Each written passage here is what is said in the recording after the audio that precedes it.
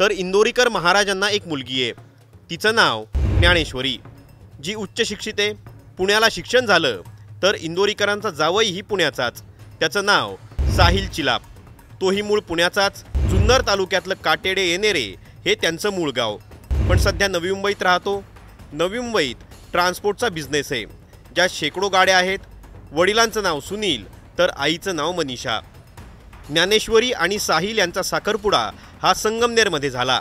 इथल्या वसंत लॉन्समध्ये हा कार्यक्रम पार पडला, ज्याला अनेक राजकीय नेत्यांनी हजेरी लावली।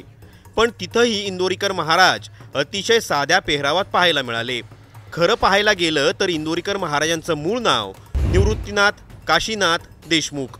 अहिल्यानगर जिल्ह्यातल्या अकोले तालुक्यात त्यांचं मूळ गाव इंदोरी, आणि याच इंदोरी नावावरनं त्यांना नाव मिळालं इंदोरीकर। मुलींवरच्या त्यांच्या वक्तव्यामुळं ते अनेकदा चर्चेत राहिलेत। मुलींना मोबाईल देऊ नका, त्यांच्यावर लक्ष ठेवा, त्या पळून जातील।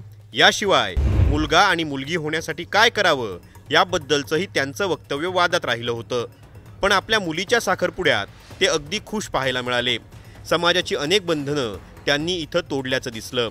तुम्हाला इंदोरीकर महाराजांच्या जावयाबद्दल माहीत होतं का? हे आम्हाला कमेंट बॉक्समध्ये नक्की कळवा, आणि असेच ऑफबीट व्हिडिओ पाहण्यासाठी टाइम्स नाऊ मराठीला फॉलो करायला विसरू नका।